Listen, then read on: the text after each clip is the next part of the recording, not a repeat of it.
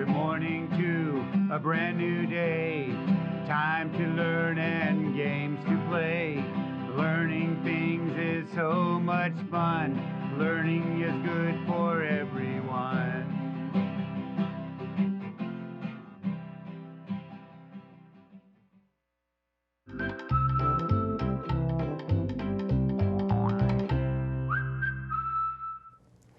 Hello, early learners.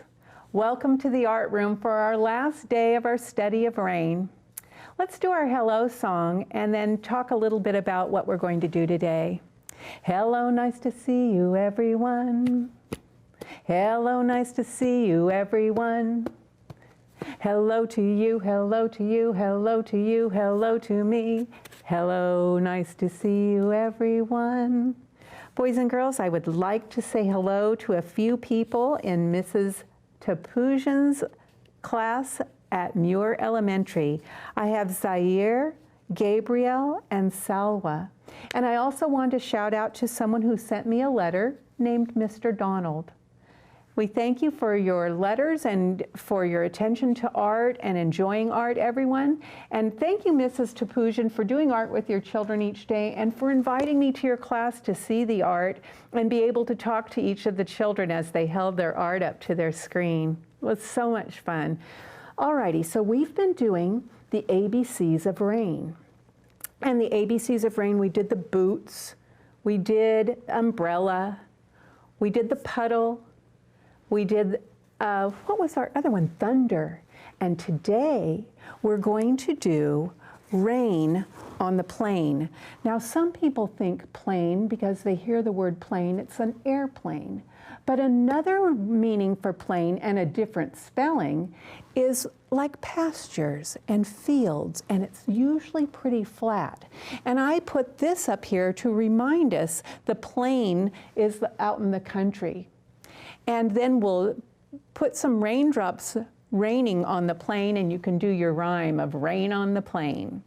Today's artwork we're looking at, no one I showed this to of all of my friends recognized which artist did this work because it's a Japanese painting. And it's from our Vincent van Gogh. He and his brother Theo loved Japanese art. And so he got one of the artworks and he wanted it to look like that. So not only are we inspired by great artists are inspired by other artists. So he painted this bridge in the rain. And there's someone paddling out on the water. There are people crossing the bridge, and the bridge is up on stilts, so the people can get across without getting wet. In the background, the water is bluer. In the foreground, the water is greener. In the way up front, the shadow of the bridge makes it look dark and murky. But the thing that brightened up this painting, I think, is how he made a frame. You'll see I do that on our art. I put a little black frame around each one because it kind of defines where the artwork goes. And it makes it like a little frame, even though this is called matting my work, so I can mat or mount. And this, he put a little frame of dark red-orange around it, and then he did these standing up colors because in the Japanese writing, they write top to bottom. We write ours side to side, and theirs is top to bottom. And he imitated characters that were Japanese letters. I don't know if he wrote them the proper way or if it says anything, but it's here and it's beautiful. And I thought it would be great to do these curving lines similar to what he's done, and then how we made the rain. If you saw this up close, it's lots of little tiny skinny lines that are coming down. It was raining so hard here, but we're going to do something like this. We'll do the plane, and then we will add the raindrops by gluing them on using tissue paper. Let me set my things aside and get my paper. I wanted to tell you some of the letters I chose when I was thinking, well, could it be rain on a, here's what we have, rain on a plane. But what if we had ter in front of ain? Terrain, rain on a train. What if I put ch on it? Remember when you put the C in front of your mouth? That's how you can remember that it says ch, like a chew. Chain, rain on a chain. We could have drawn a chain on the ground and have the rain hit that. What about drain? Oh, you could have water going down the drain. And what about brain? Rain on the brain. You could have someone with their head open and the rain falling in on their brain. But I chose plain.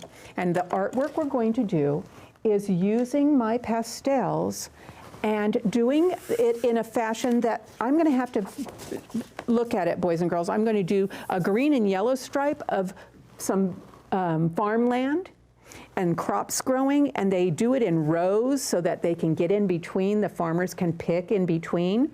So I'm going to do a green and yellow stripe and a brown and blackish brown stripe, and then I'm going to put my raindrops on after that. I am going to show you.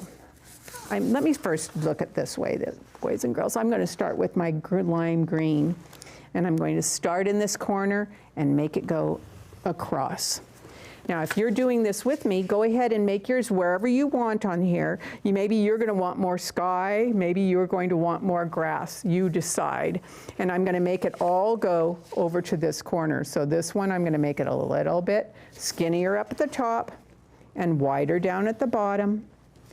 Skinnier at the top, wider at the bottom, skinnier at the top, wider at the bottom, skinnier at the top, wider at the bottom. And I'm going to do it in a pattern. So I'm going to do light green. And they did yellow, but I think I like the idea of dark green. So I'm going to do light green, dark green in a pattern. Let's say that pattern. Light green, dark green, light green, dark green. Do you need to do these two colors that I'm doing? No. And you can make it any color you want. Maybe you're a person who likes, I don't know, red and pink. I'm going to skip this, every other one. Light green, dark green, light green, dark green, light green. And fill it in. And as you're coloring, it's kind of nice to have a peaceful time where no one's talking. I have a friend who I went to a class, and he said he thought that teachers talked too much while children were working.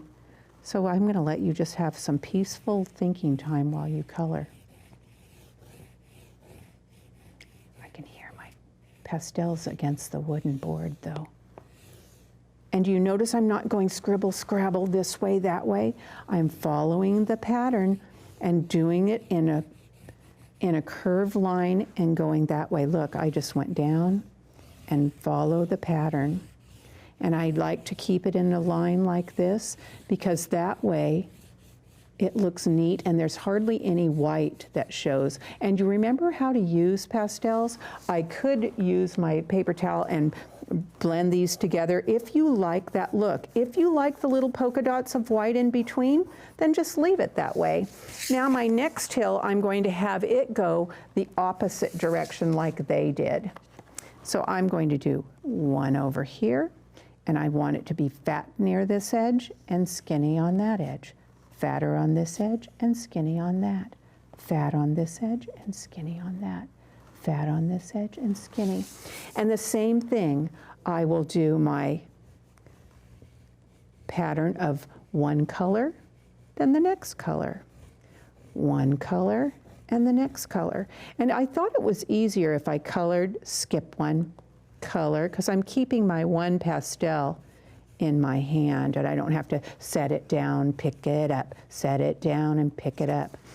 I hope I have time to do a lot more coloring here. Let's make sure I'm getting all these colors. So I think maybe I'll put the black on here and see where it is. Is there black in here? Yes. So I'm going to do this and then I'll put some brown on top so that I can see what color that rich soil is. There.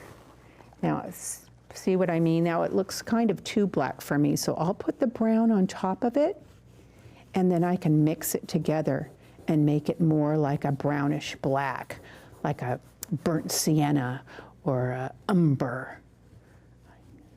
Because it's kind of fun. I love to read the crayons and see what color they call the colors. Or when you go to the paint store and look at the paint splotches and you go, what color is that? And they say, oh, winter sunset, or oh, wheatgrass on a sunny day. I like the names of the colors they give. Now, this is just right for me. And if it's a rainy day, I think that I'm going to make it have a little bit of dark clouds. And the sky, I'm using the side of my peeled pastel and making my sky this way, because now it's time for me to use my tissue paper. I brought 3 colors of tissue paper: light blue, medium blue, and dark blue. And in order to make my raindrops, I'm going to fold my paper and do some raindrops like this. And you know what raindrops really look like? They are just like a teardrop. It looks like you have a circle that you stretched it up. So I have this little jar that I mixed some white glue. Let me get this balanced so I can hold it here. I mixed white glue with water. So then I can put a little of it here and set one of the raindrops on here. And it will stay. And then I can paint on top. Then I can put more raindrops here and paint it and paint on top. And see how good it looks even though it lands on the plane? You can still see it. And especially if I use one of my darker colors of tissue paper. Boys and girls, if you don't get a chance to finish this right now, I don't think I will, because I want to take a little bit of time. But I want you to know that it's been a terrific week with you, and I would like you to know who we're going to study next time. We're going to study Faith Ringgold. She is an artist who does some painting, but mostly she does things with quilts. So you come back next week, and we will be studying Faith Ringgold and all of her wonderful art. She is still living. She's an artist that is still living. Boys and girls, let's sing goodbye to one another as I keep painting my raindrops on here. Goodbye, see you next time, everyone. Goodbye, see you next time, everyone. Goodbye to you, goodbye to you, goodbye to you, goodbye to me. Goodbye, see you next time, everyone. All right, let me put a little more of these on here, and we'll continue working and chatting until the time is, oh, am I doing it upside down? I think I am. Boys and girls, thank you for joining me. I will see you next week. Have a great weekend. Goodbye now.